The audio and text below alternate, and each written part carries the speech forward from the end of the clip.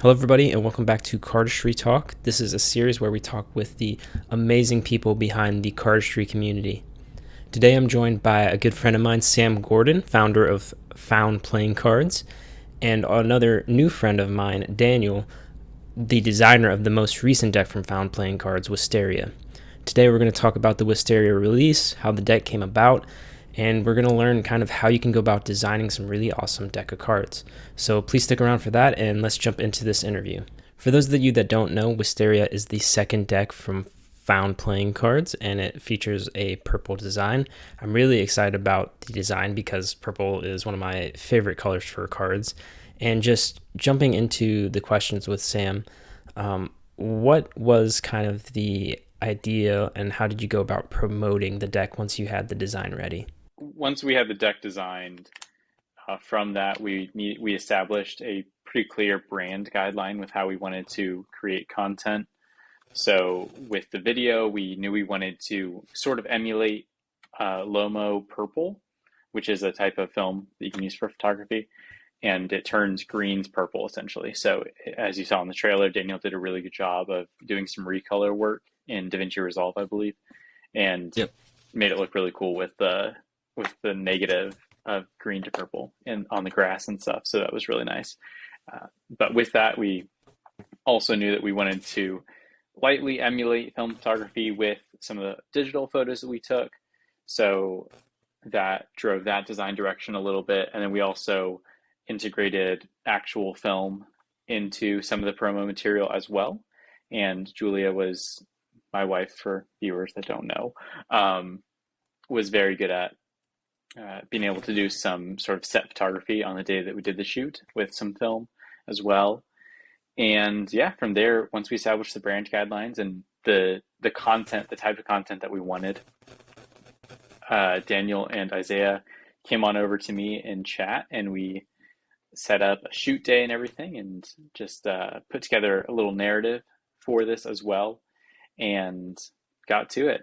And then from there, it's been about, I don't know, like 4 months since Yeah. that.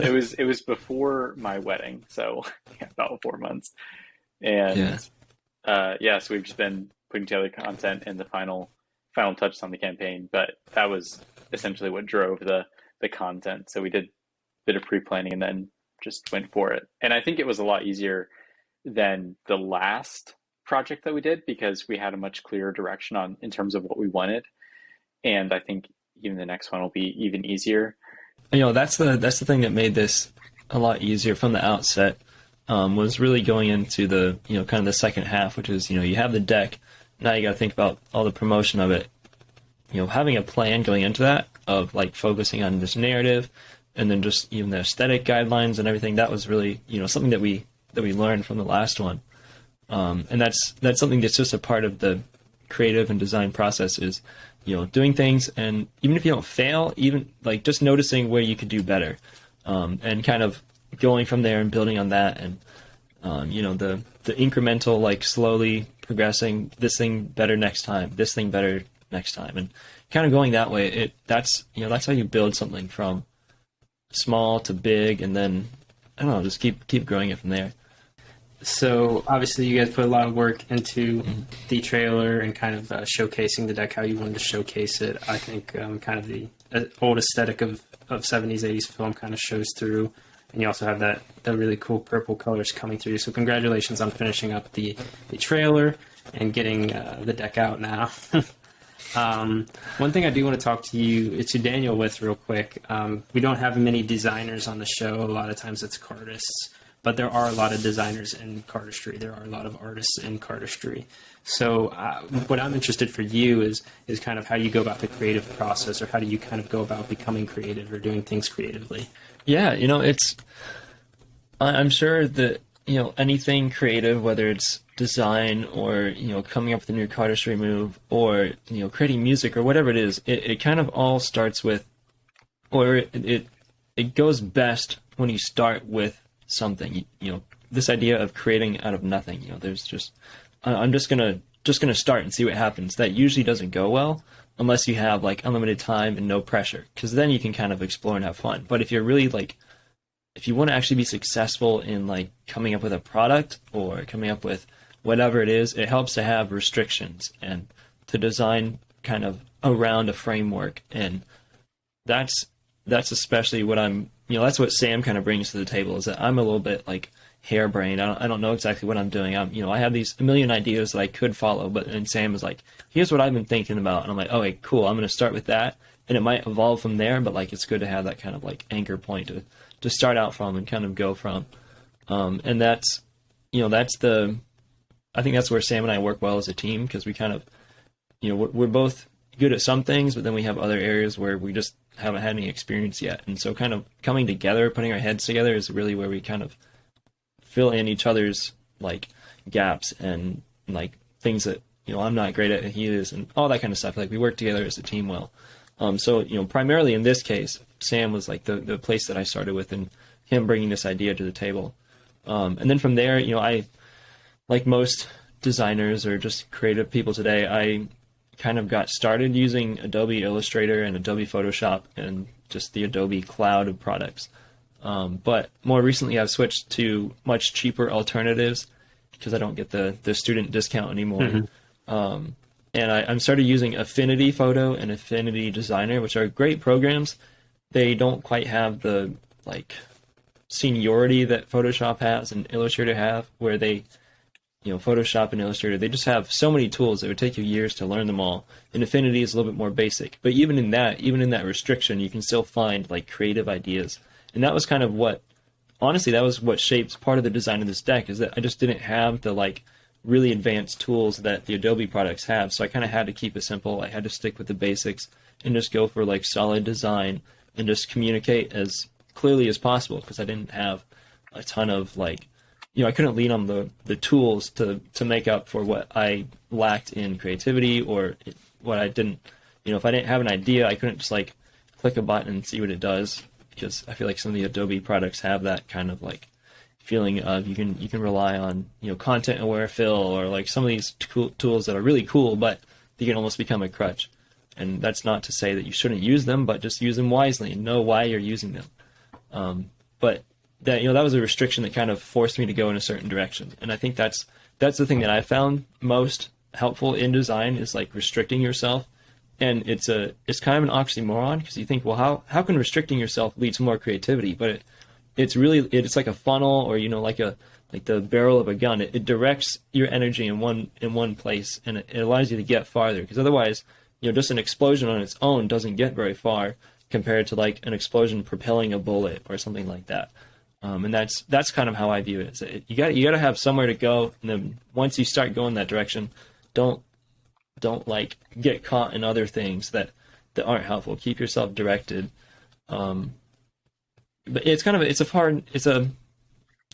a fine line to walk between going too far in one direction and not branching out enough. And that's just something that comes with experience. There were things that I, looking back, wish I had done differently just a few months ago when it comes to like some of the things that we did with the design. I'm still very proud of it, but there's like, maybe this I could have done differently, or this, or whatever. Just not because it's bad, just because I'm like questioning, what if I had done something different, and what could that have done? And that's where, whatever we do next is going to be where I'm going to explore those little things and see, what is possible. There's some crazy ideas that I've had that I haven't even talked to Sam about yet, but I think his brain might be a little tickled by these ideas, so we'll have to see how that goes. So yeah, definitely a really awesome metaphor there with the gun barrel. Sam, switching over to you, since we first had you on the podcast for the first episode of the show, it's been a year and a half or so, and you've had a lot of things happen in your life. You've rebranded, you've been married, you were in the Swedish V3 trailer, etc., etc. Have you found that your creative process has changed since that time, or you've changed creatively since that time? Yeah, I feel like I'm such an elder after you're just listing off all these things. Maybe I am. But you're getting old, Sam. Yeah, I'm getting so old. Jeez, wow, 24, really aging. But with the creative process, I think I've dove a lot deeper into film photography, as we've already discussed with this, and that's taken up a lot of my creative energy. And so my posture towards creating moves is just a lot different now when it comes to cardistry. Back almost 2 years ago when we did the first episode, it was very regular. I would come up with moves at least every 2 weeks that I was proud of. And I think the detriment to that process is that sometimes you come up with a great move, but you don't master it, and then you forget about it. And there are a lot of moves that I'll like scroll back on my Instagram and see, and they're awesome, but I could not do them again without a lot of careful relearning. But now with my current flow, it's a much slower process now, and a little bit more intentional at times than it was previously. And it's a lot less of a, I guess, emotional process, where previously it was, I want to listen to like hardcore techno music or something, and that'll get me a lot of inspiration. I'm going to be hyped up on coffee. It's going to be 4 a.m. and I'm going to come up with a great move, and I'm going to film a video and put the edit on Instagram tomorrow.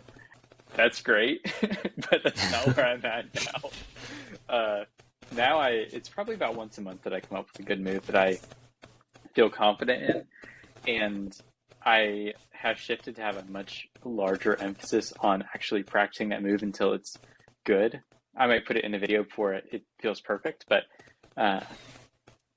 like I showed a video in our Chili's group a few weeks ago, and I'm still on that same move. I haven't created something new from that yet. And yeah, so it's just very different, a lot slower, a lot more methodical, a lot more mature and wise, kind of like I am now. But no, jokes aside. Wait a minute, hold on. Whoa. But yeah, I think as I progress deeper and deeper into the community, having been a part of it for so long, there are avenues that I do and don't want to explore with cardistry. And right now, especially being able to partner with Daniel, being able to create decks and kind of run a brand takes a lot of creative energy, and it just shifts my focus from creation on moves a lot more. But they, like I said, much slower process, but still fulfilling, because when I do find a move, I am able to make it really good. Mm-hmm. At least to me. And if I could jump in after that, I'd say that I've seen a similar thing just as I've gotten older as well. I'm not quite 24, I'm still 23, but I'm seeing that process as well in my own stuff, where I used to do a lot of photography. I used to do, a lot of like Photoshop paintings, and then I did a little bit of 3D work here and there. And then just kind of whatever else was exciting to me at the time, I kind of looked into that and would mess around here and there with other mediums and new programs and stuff like that. But today I find myself more like I do a lot of 3D work just on my own time. I did the design work for this deck, and then we did I just did the video for this deck. I didn't even take photos for it, other than a few here and there. But those are kind of the three things that I've settled on. Is like, I'm going to get into design more. I'm going to get even further into 3D and like really expand my knowledge there. And then, I'm starting to get into more like video stuff. And those are kind of the three things that I've focused on, whereas before I was kind of all over the place. And it's, those are kind of the three that I've focused on, because what you can do with those three is really focus on like storytelling and narrative, and kind of, taking a single idea and creating a whole, not just like a single artwork, but like kind of a whole narrative around it, just a whole company if you wanted to, or a whole movement, or whatever it is. Between video, 3D work, and just good design, you can kind of cover all the bases. And that's, I think that's helpful for what we're doing here, because we kind of have just a few people to do a whole card release. But I think it's important to, at a certain point, realize, I kind of have to prioritize my time better if I really actually want to get good at something, and really sink time into it, because it's worth putting time into something that is worthwhile, I think, is kind of maybe how I would try to summarize that. I think that's kind of I fully agree. I think that's well put. Kind of just how everything ends up going, is you kind of realize the value of time as you get older, because you start to lose some of it, so you kind of have to make those decisions. Yeah. One thing that I want to talk to you guys about real quick is kind of music. Music is a big thing for cardistry and most people's lives, I think, in general.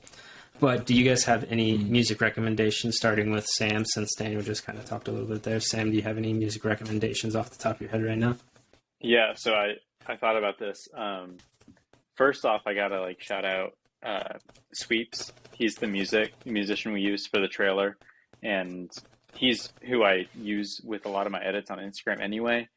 So he was really cool to let us use his music for the score, and in general, he's a good vibe for a lo-fi background to practicing cardistry, working, whatever it may be. So he's been my creative spin for, I don't know, years at this point. And then when it comes to music at large, I dive super deep into making playlists on Spotify, and they vary from alt rock to acoustic to rap, whatever.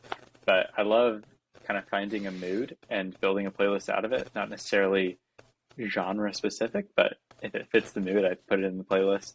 And that's sort of my relationship with music. So, I mean, if you want to follow me on Spotify, there you'll get my music recommendations. But I think right now I've been following, just trying to build a nice summer playlist for summer 2022. And that's been really fun. Just listen to some hype music. But recommendation, Sweeps. Second recommendation, the band Kids. Lost Cities album is my favorite album. Boom. There you go. Two options. Daniel, what's your take? Yeah. Oh, yeah. So, I was introduced to Sweeps through Sam, and I just want to say, that's having a good... we neither of us are musicians, neither Sam or I are. And so having kind of his really great work to complement what we're trying to do as well is just a great match. He really fit the vibe of what we wanted. So yeah, go check out his stuff. He does a lot of really great stuff. I think he just came out with something earlier this month. Yeah, so he if I'm not released an mistaken, album like a few days ago. Yeah. I haven't listened to it yet, but I'm excited to do that. But as far as me, I think Sam's gonna laugh at this, but I'm a big Kanye fan. I told Sam that like a year and a half, 2 years ago, and he kind of looked at me like, "What, you are?" And I'm like, "Yeah, I am," because I just started listening to his music more. And it was the kind of thing where I had never, I'd heard of him. I'd heard every time he does something crazy in the news, and like he ran for president, all this stuff. But I never actually listened to his music or knew much about him as a person. And as I kind of dove into it, I realized this guy is primarily, he's an artist. He just happens to do music, and he's even said that himself in interviews where he said like, I had an art scholarship, for painting and drawing. That was what I was at school for in college. His first album, The College Dropout, he dropped out of college to do art, and he was doing art in college as well. So it's the kind of funny thing of like, the thing that he was pursuing was visual art, but he dropped out to do music instead. And he has a quote that goes something like, I did music instead of painting because you can't turn up a painting. And I think that's something that I've felt myself is like, I wish I could just like take this thing that I'm working on, a visual piece of art, and just like play it as loud as possible so that people can't help but listen. But visual art just doesn't work that way. It's just a different thing, and that's where I like doing video, because you can combine audio and visual, and they become a new thing that like neither visual art or audio on its own can do. It's this kind of new form of art. So I don't know, Kanye and his methodology as far as music and why he does music is kind of inspired me and shaped a lot of what I think about music in the last couple of years. And honestly, that's primarily what I listen to these days, but I don't even listen to like Kanye's music. I listen to a lot of like fan edits and stuff like that, where people will take, the beat from, this one song, and then like an unreleased verse from an album that he never put out, and then, a Drake line off of something else, and like combine it into this new thing that's like kind of an amalgamation of multiple different eras of Kanye's music, but it still kind of blends together in a new way. And there's a great guy, Toasty Digital, on YouTube that does just the craziest edits. They're really, really well done. Like, it feels like something that Kanye could release, and you'd be like, oh yeah, this is his music. But it's all, you know, older stuff he's already put out and everything. So it's really exciting to like see the idea of not just listening to his music, but then like taking his music and like doing something else with it. And Toasty has this whole like universe of like far in the future, you know, Kanye was president, and now, you know, Barron Trump is president, and Drake has, or Kendrick Lamar has been like on the moon for the last 30 years. And like this whole universe just built around like fan albums of Kanye's music, and it's the coolest thing, and I love that. I just have a huge playlist on my phone of like 50 different like fan edits of Kanye's music, and that's just what I listen to for the most part. I'm trying to think of like any specific music recommendations other than that. But that's really most of what I listen to these days.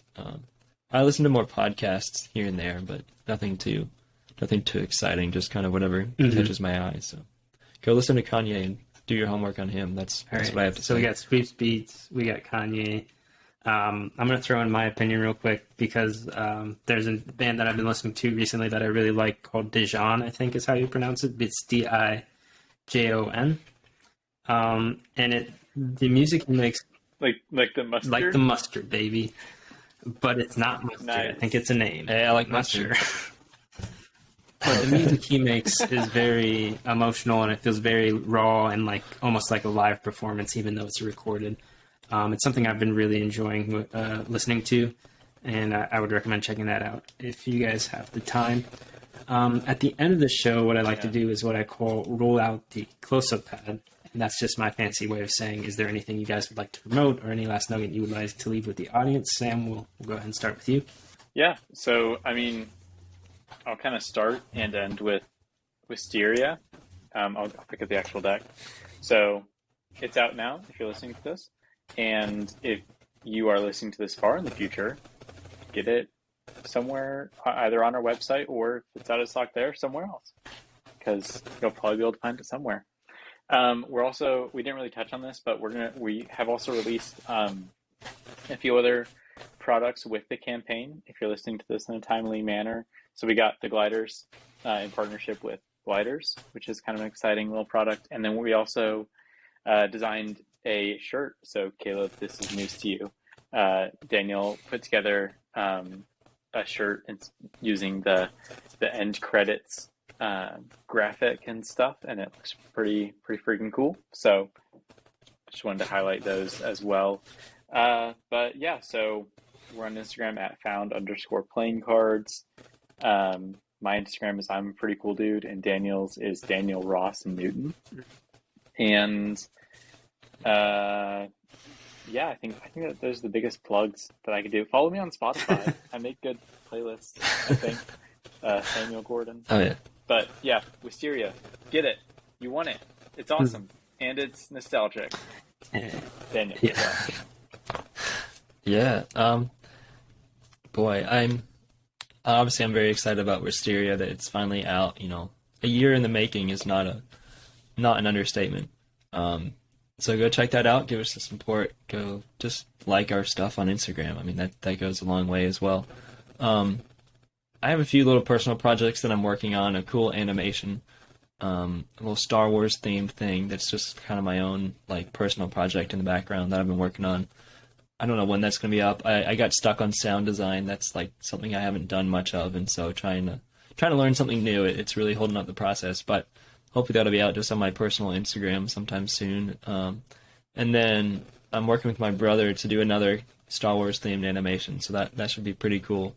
We're just getting into like the first step of like making all of our 3D assets, and then we haven't even talked about yet what the narrative is, or what the actual like video is going to be yet. But that should be up in the next couple of months tentatively. So if you like Star Wars content, that'll be coming your way. Other than that, I'm trying to think. I don't know. That's about all the big projects I have right now. Sounds good. Go check out Wisteria. Hopefully that's exciting to you if you're listening to this podcast. So Yeah. as always, I'll have links to these guys' stuff in the description if you want to check them out more, if you want easy access to that. Definitely check out Wisteria, like they've mentioned. I'm a big fan of the deck. Obviously, I've stated many times in the past that I want more purple designs, so it's really cool to see that happening with this deck.